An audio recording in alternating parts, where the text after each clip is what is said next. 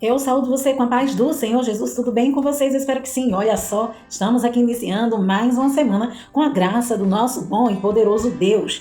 E aí, como você está diante dessas leituras que estamos realizando? Tenho certeza que você faz parte, juntamente comigo, do propósito anual Lendo a Bíblia Inteira 2025. Tenho certeza que a palavra de Deus tem transformado a tua vida, o teu coração. Bom, sem mais delongas, feche os teus olhos, pois vamos iniciar a nossa leitura diária agora com a oração. Assim, oremos. Senhor, meu Deus e meu Pai que está nos céus, maravilhoso é o teu nome. Nos dê graça, Senhor. Nos ajude, que a tua boa mão continue, Senhor, sobre nós. Que a presença do teu Espírito Santo seja em nossas vidas e o mesmo seja intérprete da tua palavra, Senhor. E que nós possamos colocar a tua palavra em nossos corações e praticá-la na nossa caminhada, Senhor. Que a presença do teu Espírito Santo continue hoje, amanhã e sempre com cada um de nós. Cada inscrito, cada pessoa que tem chegado até aqui, assistido, ouvido a leitura da tua palavra.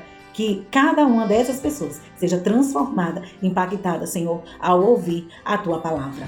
Em nome de Jesus, eu já te agradeço por tudo. Amém e amém. Bom, as nossas leituras diárias de hoje estão em Daniel, nos capítulos 7, 8 e 9, Salmos 91, João, capítulo 19. Daniel, capítulo 7, diz assim: o sonho de Daniel. Os 4 animais. No primeiro ano de Beltesazar, rei da Babilônia, Daniel teve um sonho. E certas visões passaram por sua mente. Estando ele deitado em sua cama, ele escreveu o seguinte resumo do seu sonho. Em minha visão à noite, eu vi os 4 ventos do céu agitando o grande mar. 4 grandes animais diferentes um dos outros subiram do mar. O primeiro parecia um leão e tinha asas de águia. Eu observei e em certo momento as suas asas foram arrancadas e ele foi erguido do chão.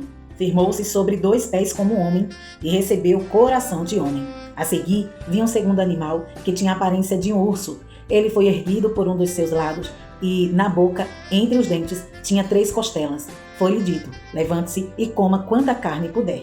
Depois disso, vi um outro animal, que se parecia com um leopardo. Nas costas tinha 4 asas, como as de uma ave. Esse animal tinha 4 cabeças e recebeu autoridade para governar. Em minha visão à noite, vi ainda um 4º animal aterrorizante, assustador e muito poderoso. Tinha grandes dentes de ferro, com os quais despedaçava e devorava suas vítimas, e pisoteava tudo o que sobrava. Era diferente de todos os animais anteriores, e tinha 10 chifres. Enquanto eu considerava os chifres, vi outro chifre pequeno, que surgiu entre eles. E 3 dos primeiros chifres foram arrancados para dar lugar a ele. Esse chifre possuía olho como os olhos de um homem e uma boca que falava com arrogância. Enquanto eu olhava, tronos foram colocados e um ancião se assentou. Sua veste era branca como a neve. O cabelo era branco como a lã. Seu trono era envolto em fogo. As rodas do trono estavam em chamas. E diante dele saía um rio de fogo. Milhares de milhares o serviam. Milhões e milhões estavam diante dele. O tribunal iniciou o julgamento. E os livros foram abertos. Continuei a observar por causa das palavras arrogantes que o chifre falava. Fiquei olhando até que um animal foi morto e o seu corpo foi destruído e atirado no fogo. Dos outros animais foi retirada a autoridade, mas eles tiveram permissão para viver por um período de tempo. Em minha visão à noite, vi alguém semelhante a um filho de homem, vindo com as nuvens dos céus. Ele se aproximou do ancião e foi conduzido à sua presença. Ele recebeu autoridade, glória e o reino. Todos os povos, nações e homens de todas as línguas o adoraram. Seu domínio é um domínio eterno que não acabará, e seu reino jamais será destruído. A interpretação do sonho. Eu, Daniel, fiquei agitado em meu espírito, e as visões passaram pela minha mente e me aterrorizavam. Então, me aproximei de um dos que ali estavam e lhe perguntei o significado de tudo que eu tinha visto. Ele me respondeu, dando-me essa interpretação. Os 4 grandes animais são 4 reinos que se levantarão na terra, mas os santos do Altíssimo receberão o reino e o possuirão para sempre, sim, para todo sempre. Então eu quis saber o significado do 4º animal, diferente de todos os outros, e o mais aterrorizante, com seus dentes de ferro e garras de bronze. O animal que despedaçava e devorava suas vítimas e pisoteava tudo o que sobrava. Também quis saber sobre os 10 chifres de sua cabeça e sobre o outro chifre que surgiu para ocupar o lugar dos 10 chifres que caíram. O chifre que tinha olhos e uma boca que falava com arrogância. Enquanto eu observava, esse chifre guerreava contra os santos e os derrotava, até que os anciãos veio e pronunciou a sentença a favor dos santos do Altíssimo. Chegou a hora de eles tomarem posse do reino. Ele me deu a seguinte explicação. O quarto animal é um quarto reino que aparecerá na terra. Será diferente de todos os outros reinos e devorará a terra inteira, despedaçando-a e pisoteando-a. Os 10 chifres são 10 reis que saíram desse reino. Depois deles, um outro rei se levantará, e será diferente dos primeiros reis. Ele falará contra o Altíssimo, oprimirá os seus santos e tentará mudar os tempos e as leis. Os santos serão entregues nas mãos dele por um tempo, tempos e meio tempo. Mas o tribunal o julgará, e o seu poder lhe será tirado e totalmente destruído para sempre. Então a soberania, o poder e a grandeza dos reinos que há debaixo de todo o céu serão entregues nas mãos dos santos, o povo do Altíssimo. O reino dele será um reino eterno, e todos os governantes o adorarão e lhe obedecerão. Esse é o fim da visão. Eu, Daniel, fiquei aterrorizado por causa dos meus pensamentos e meu rosto empalideceu, mas guardei essas coisas comigo. Capítulo 8. A visão de Daniel. O carneiro e o bode. No terceiro ano do reinado do rei Beltesazar, eu, Daniel, tive outra visão. A segunda. Na minha visão, eu me vi na cidade de Suzã, na província de Elam. Na visão, eu estava junto do canal de Ulai. Olhei para cima e diante de mim, junto ao canal, estava um carneiro. Seus 2 chifres eram compridos, um mais que o outro, mas o mais comprido cresceu depois do outro. Observei o carneiro enquanto ele avançava para o oeste, para o norte e para o sul. Nenhum animal conseguia resistir-lhe, e ninguém podia livrar-se do seu poder. Ele fazia o que bem desejava e foi ficando cada vez maior. Enquanto eu considerava isso, de repente um bode com um chifre enorme entre os olhos veio do oeste, percorrendo toda a extensão da terra, sem encostar no chão. Ele veio à direção do carneiro de 2 chifres que eu tinha visto ao lado do canal e avançou contra ele com grande fúria. Eu vi atacar furiosamente o carneiro, atingi-lo e quebrar seus 2 chifres. O carneiro não teve forças para resistir a ele. O bode o derrubou no chão e o pisoteou, e ninguém foi capaz de livrar o carneiro do seu poder. O bode tornou-se muito grande, mas no auge de sua força o seu grande chifre foi quebrado, e em seu lugar cresceram 4 chifres enormes na direção dos 4 ventos da terra. De um deles saiu um pequeno chifre, que logo cresceu em poder na direção do sul e do leste, e da terra magnífica.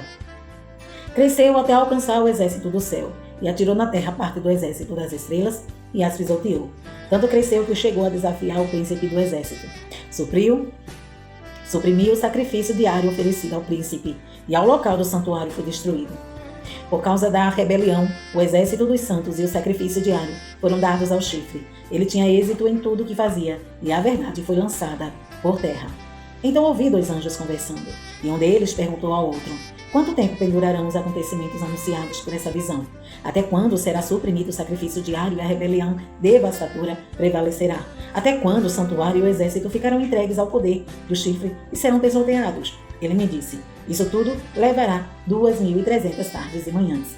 Então o santuário será reconsagrado. A interpretação da visão. Enquanto eu, Daniel, observava a visão e tentava entendê-la, diante de mim apareceu um ser que parecia homem. E ouvi a voz de homem que vinha do Ulai. Gabriel, dê a esse homem o significado da visão. Quando ele se aproximou de mim, fiquei aterrorizado e caí prostrado.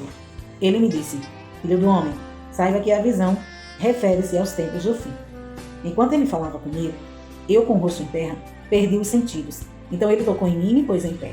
E disse: vou contar-lhe o que acontecerá depois, no tempo da ira, pois a visão se refere ao tempo do fim. O carneiro de 2 chifres que você viu representa os reis da Média e da Pérsia. O bode peludo é o rei da Grécia, e o grande chifre entre os seus olhos é o primeiro rei. Os 4 chifres que tomaram o lugar do chifre que foi quebrado são 4 reis. Seus reinos surgirão da nação daquele rei, mas não terão o mesmo poder. No final do reinado deles, quando a rebelião dos ímpios tiver chegado ao máximo, surgirá um rei de duro semblante, mestre em astúcia. Ele se tornará muito forte, mas não pelo seu próprio poder. Provocará devastações terríveis e será bem sucedido em tudo o que fizer. Destruirá os homens poderosos e o povo santo, com o intuito de prosperar. Ele enganará a muitos e se considerará superior aos outros. Destruirá muitos que nele confiam e se insurgirá contra o príncipe dos príncipes. Apesar disso, ele será destruído, mas não pelo poder dos homens. A visão das tardes e das manhãs que você recebeu é verdadeira. Cele, porém, a visão, pois refere-se ao futuro distante. Eu, Daniel, fiquei exausto e doente por vários dias. Depois levantei-me e voltei a cuidar dos negócios do rei. Fiquei assustado com a visão. Estava além da compreensão humana. Capítulo 9. A oração de Daniel. Dário, filho de Xerxes, da linhagem dos Medos, foi constituído governante do reino babilônio. No primeiro ano de seu reinado, eu, Daniel, compreendi pelas Escrituras, conforme a palavra do Senhor dada ao profeta Jeremias, que a desolação de Jerusalém iria durar 70 anos.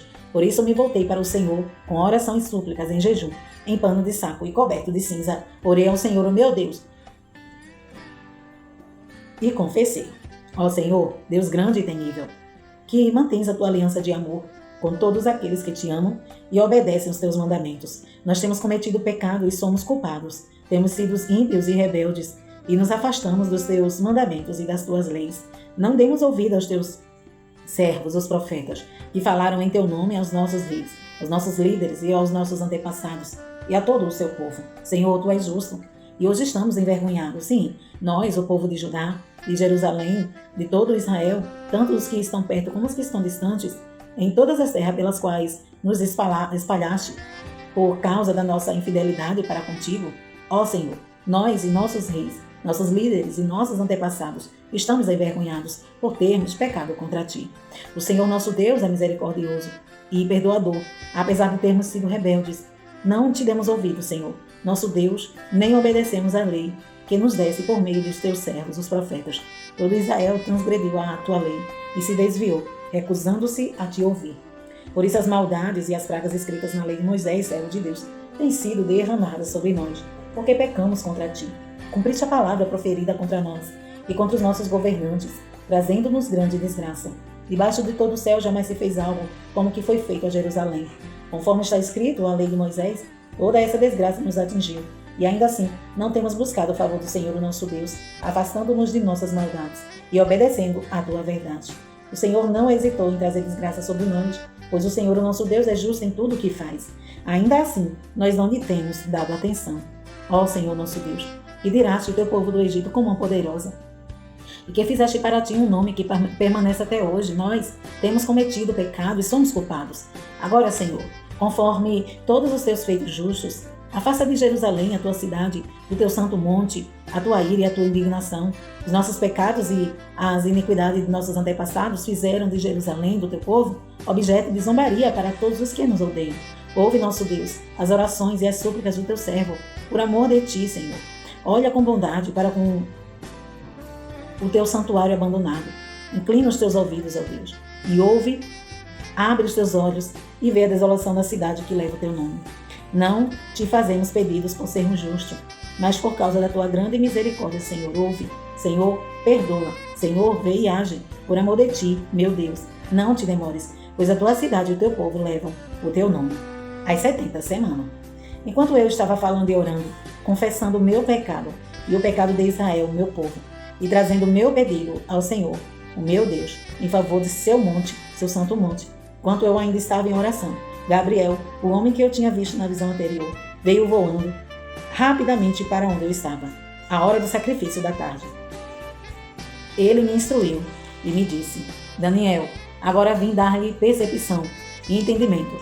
Assim que você começou a orar, houve uma resposta que eu lhe trouxe, porque você é muito amado. Por isso preste atenção à mensagem para atender à visão.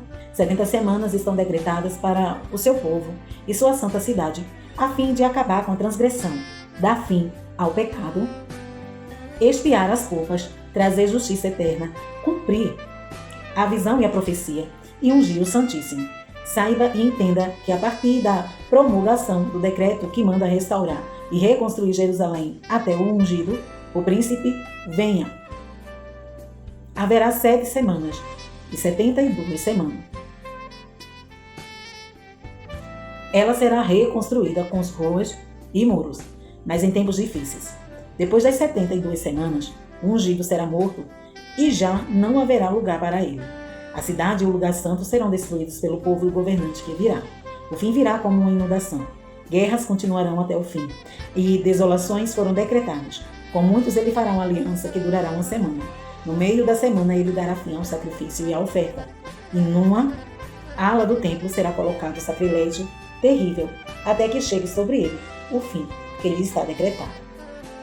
Salmos 91. Aquele que habita no esconderijo do Altíssimo, a sombra do Onipotente, descansará. Pode dizer ao Senhor: Tu és o meu refúgio e a minha fortaleza. o meu Deus em quem confio. Ele o livrará do laço do caçador e do veneno mortal. Ele o cobrirá com suas penas e debaixo de suas asas você encontrará refúgio. A fidelidade dele será o seu escudo protetor. Você não temerá o pavor da noite, nem a flecha que volta de dia, nem a peste que se move sorrateira nas trevas, nem a praga que devasta ao meio-dia. 1000 cairão ao teu lado, 10.000 à tua direita, mas nada o atingirá. Você simplesmente olhará e verá o castigo dos ímpios. Se você fizer do Altíssimo o seu abrigo, do Senhor o seu refúgio, nenhum mal o atingirá. Desgraça alguma chegará à sua tenda, porque os seus anjos ele dará ordem a teu respeito, para que o protejam em todos os seus caminhos. Com as mãos deles o segurarão, para que você não tropece em alguma pedra. Você pisará o leão e a cobra, pisoteará o leão forte e a serpente. Porque ele me ama, eu resgatarei, eu protegerei, pois conhece o meu nome. Ele caminhará a mim, e eu lhe darei resposta. E na adversidade estarei com ele. Vou livrá-lo, e cobri-lo de honra. Vida longa lhe darei, e lhe mostrarei a minha salvação. João 19. Jesus é condenado à crucificação. Então Pilatos mandou açoitar Jesus. Os soldados teceram uma coroa de espinhos e a puseram na cabeça dele. Vestiram-no com uma capa de púrpura. Chegando-lhe a ele diziam: Salve, rei dos judeus! E batiam-lhe no rosto. Mais uma vez, Pilatos saiu e disse aos judeus: Vejam, eu estou trazendo a vocês para que saibam que eu não acho nele motivo algum de acusação. Quando Jesus veio para fora, usando a coroa de espinhos e a capa de púrpura, disse-lhe Pilatos: Eis o homem. Ao vê-lo, os chefes dos sacerdotes e os guardas gritaram: Crucificam! Crucificam! Mas Pilatos respondeu: Levem-no vocês e o crucifiquem-no. Quanto a mim, não encontro base para acusá-lo. Os judeus insistiram: Temos uma lei, de acordo com essa lei, ele deve morrer, porque se declarou filho de Deus. Ao ouvir isso, Pilatos ficou ainda mais amedrontado e voltou para dentro do palácio. Então perguntou a Jesus: De onde você vem? Jesus não lhe deu resposta. Você se nega a falar comigo? Disse Pilatos. Não sabe que eu tenho autoridade para tirá-lo ou para sacrificá-lo? Jesus respondeu: Não terias nenhuma autoridade sobre mim, se esta não te fosse dada de cima. Por isso, aquele que me entregou a ti é culpado de um pecado maior. Jesus, daí em diante Pilatos procurou libertar Jesus, mas os judeus gritaram: Se deixares esse homem livre, não és amigo de César, que se diz rei e opões a César. Ao ouvir isso, Pilatos trouxe Jesus para fora e assentou-se na cadeira de juiz, num lugar conhecido como pavimento de pedra, que em aramaico é Gábata. Era o dia da preparação na semana da Páscoa, por volta das 6 horas da manhã. Eis o rei de vocês, disse Pilatos aos judeus. Mas eles gritaram: Mata, mata, crucifica-o.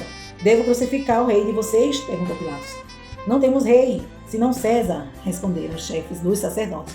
Finalmente Pilatos o entregou a eles para ser sacrificado, crucificado. A crucificação. Então os soldados encarregavam-se de Jesus, levando a sua própria cruz. Ele saiu para o lugar chamado Caveira. Em aramaico é chamado Gólgota. Ali o crucificaram com ele 2 outros, um de cada lado. Pilatos mandou preparar uma placa e pregá-la na cruz com a seguinte inscrição: Jesus Nazareno, o rei dos judeus. Muitos dos judeus leram a placa, pois o lugar em que Jesus foi crucificado ficara próximo da cidade. E a placa estava escrita em aramaico, latim e grego. Os chefes dos sacerdotes dos judeus protestaram junto a Pilatos: Não escreva o rei dos judeus, mas sim que esse homem se dizia rei dos judeus. Pilatos respondeu: Que escrevi? Escrevi. Tendo crucificado Jesus, os soldados tomaram as roupas dele e as dividiram em 4 partes, uma para cada um deles, restando apenas a túnica. Essa, porém, era sem costura, tecida numa única peça, de alto a baixo. Não a rasguemos, disseram uns aos outros. Vamos decidir por sorteio quem ficará com ela. Isso aconteceu para que se cumprisse a escritura que diz: Dividiram as minhas roupas entre si, e tiraram-lhes sortes pelas minhas vestes. Foi o que os soldados fizeram. Perto da cruz de Jesus estava sua mãe, a irmã dela, Maria, mulher de Clopas, e Maria Madalena. Quando Jesus viu sua mãe ali, perto dela, o discípulo a quem ele amava disse à sua mãe: Aí está o seu filho. E ao discípulo: Aí está sua mãe. Daquela hora em diante, o discípulo a recebeu em sua família. A morte de Jesus. Mais tarde, sabendo então que tudo estava concluído para que a escritura se cumprisse, Jesus disse: Tenho sede. Estava ali uma vasilha cheia de vinagre. Então, embebederam uma esponja nela, colocaram a esponja na ponta de um caniço de isopo e a ergueram até os lábios de Jesus. Tendo provado, Jesus disse: está consumado. Com isso curvou a cabeça e entregou o espírito. Era o dia da preparação, e o dia seguido seria um sábado, especialmente sagrado. Como não queriam que os corpos permanecessem na cruz durante o sábado, os judeus pediram a Pilatos que mandasse quebrar as pernas dos crucificados e retirar os corpos. Vieram então os soldados e quebraram as pernas do primeiro homem que fora crucificado com Jesus, e em seguida as do outro. Mas quando chegaram a Jesus, constatando que já estava morto, não lhe quebraram as pernas. Em vez disso, um dos soldados perfurou o lado de Jesus com uma lança e logo saiu sangue e água. Aquele que o viu disso deu testemunho, e o seu testemunho é verdadeiro. Ele sabe que está dizendo a verdade, e dela testemunha para que vocês também creiam. Estas coisas aconteceram para que se cumprisse a Escritura. Nenhum dos seus ossos será quebrado. E como diz a Escritura no outro lugar, olharão para quem? Aquele que traspassa o sepultamento de Jesus. Depois disso, José de Arimateia pediu a Pilatos o corpo de Jesus. José era discípulo de Jesus, mas o era secretamente, porque tinha medo dos judeus. Com a permissão de Pilatos, veio e levou embora o corpo. Ele estava acompanhado de Nicodemos, aquele que antes tinha visitado Jesus à escura. Nicodemos levou cerca de 34 quilos de uma mistura de mirra e aloés, tomando o corpo de Jesus. Os dois o envolveram em faixas de linho, com as especiarias, de acordo com os costumes judaicos do sepultamento. No lugar onde foi Jesus crucificado, havia o jardim, e no jardim um sepulcro novo, onde ninguém jamais fora colocado. Por ser o dia da preparação dos judeus, e visto que o sepulcro ficava perto, colocaram Jesus ali. Amém? Estas aqui foram as nossas leituras diárias de hoje. E amanhã estaremos aqui, se Jesus não vir. Deus em Cristo te abençoe hoje e sempre.